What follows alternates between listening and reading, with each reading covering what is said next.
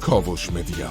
Now the question is, what are the components of this agreement? Well, last year a draft was released and there have been some media reports, but I think the most important components of this strategic agreement will be, number one, an economic financial component regarding collaboration on financial issues. Maybe Chinese banks will establish inside Iran, finding ways to collaborating and lending and having equity shares in terms of joint ventures on various companies, structures, industrial cooperation, manufacturing, energy cooperation, oil and gas deals.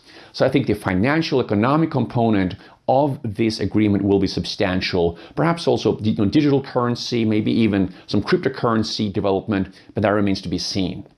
So the economic financial component will be very, very substantial.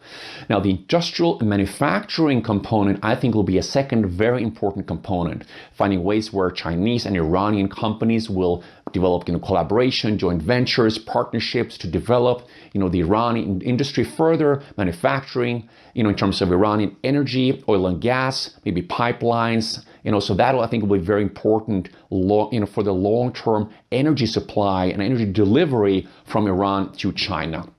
So there will be probably also various scientific elements into the energy and manufacturing and industrial component, so that Chinese scientists, Iranian scientists will collaborate further, which will also lead us into the scientific and educational component of, I think, this agreement, which will be very substantial.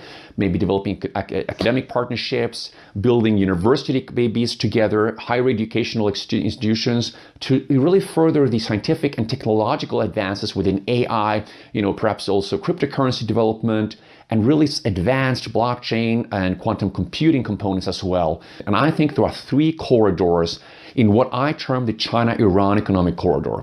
The northern corridor will stretch from Iran across Turkmenistan, Kazakhstan into China. And the middle corridor will stretch from Iran across Afghanistan, across the Hindu Kush Mountains, across the Wakhan corridor in far eastern Afghanistan and into western China. And the southern corridor will stretch from Chabahar, which is an important port in Iran, to the port of Gwadar in southern Pakistan, and then connecting to the China-Pakistan economic corridor all the way up to Kashgar, into Xinjiang, and western China and onwards. So these three northern, middle, and southern corridors will, I think, become a large strategic China-Iran economic corridor that will connect China and Iran in a strategic agreement that could be a substantial development between China and Iran, and also integrating Central Asia, Afghanistan, also potentially Pakistan.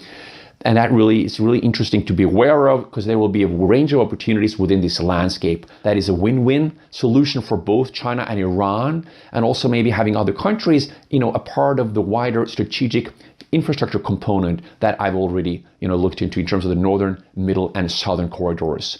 So the China-Iran economic corridor could be a substantial strategic and geopolitical development on the Eurasian continent that is important to be aware of in the long term, because it will, if signed and implemented, will have substantial implications. آنچه در مورد ما میگویند